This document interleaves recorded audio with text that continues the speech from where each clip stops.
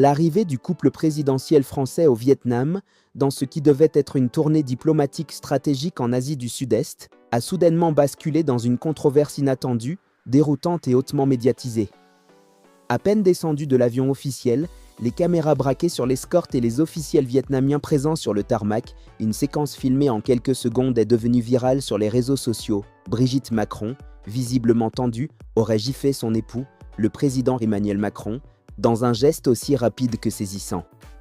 L'image, bien que partiellement dissimulée par la carlingue de l'avion, a immédiatement été interprétée comme un geste d'humiliation publique, déclenchant une avalanche de réactions, de commentaires, de théories et de moqueries dans l'espace numérique mondial.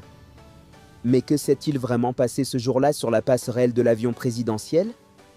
Était-ce une gifle réelle, une simple maladresse captée au mauvais angle, ou un geste mal interprété dans un moment de tension privée?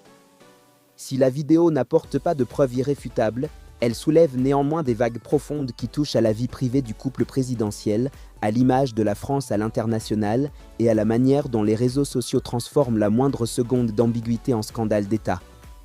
Il faut dire que la relation entre Emmanuel et Brigitte Macron, dès ses débuts, a toujours fasciné autant qu'elle a dérangé. Une histoire hors norme, marquée par une grande différence d'âge, un passé commun dans un cadre scolaire et un ascendant affectif assumé. Ce couple atypique a su s'imposer dans le paysage politique français, affichant une complicité de façade, une coordination publique maîtrisée et une communication institutionnelle millimétrée. Mais cette scène au Vietnam, captée par une caméra amateur ou un photographe de presse mal placé, vient ébrécher cette image lisse. Elle laisse entrevoir, pour certains, une fracture intime jusque-là cachée, pour d'autres, une manœuvre médiatique savamment orchestrée pour détourner l'attention d'autres sujets brûlants. Car il faut replacer cette scène dans son contexte global. Le voyage au Vietnam s'inscrit dans une volonté stratégique de renforcer les liens entre la France et l'Asie du Sud-Est, dans un climat international tendu marqué par les rivalités entre les puissances, les enjeux économiques liés à la mer de Chine et la quête d'influence dans un monde de plus en plus multipolaire. Pour Emmanuel Macron, ce déplacement devait être un moment fort de sa diplomatie, une démonstration de son rôle de médiateur entre l'Occident et l'Orient.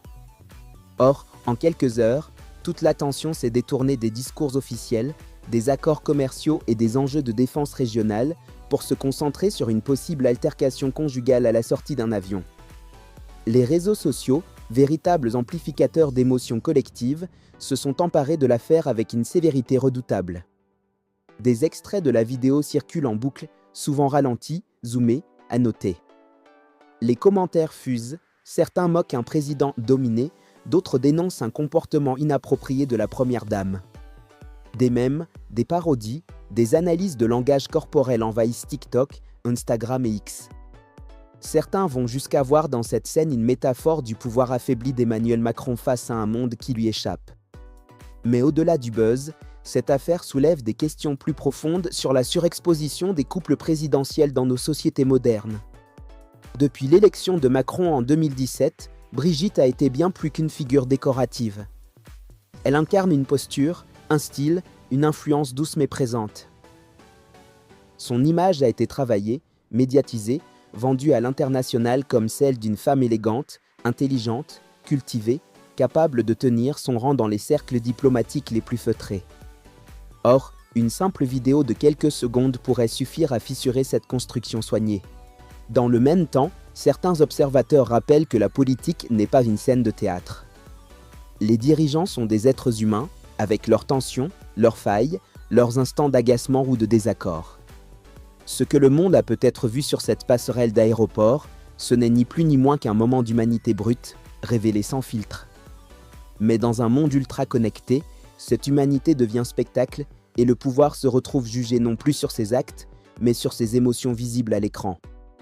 D'autres analystes vont plus loin, évoquant un malaise plus profond au sein de la présidence Macron. Fatigue du pouvoir, isolement croissant, impopularité grandissante, pression internationale, crises internes. Et si cette scène, loin d'être anecdotique, révélait en creux un effritement de l'équilibre personnel et politique du chef de l'État? Si cette tension conjugale, filmée par hasard, n'était que le reflet d'un pouvoir sous pression, d'un couple usé par la fonction et par l'intensité des responsabilités? D'un autre côté, des défenseurs du président dénoncent une manipulation médiatique grossière. Pour eux, il ne s'agit que d'un montage hors contexte, d'un malentendu visuel, utilisé sciemment pour nuire à l'image du président français. Dans cette optique, la vidéo ne serait qu'un outil de propagande déguisé, dans un contexte où la guerre de l'image est devenue une arme politique à part entière.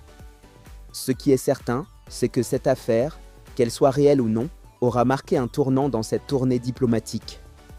Elle rappelle à quel point l'intime et le politique sont aujourd'hui indissociables.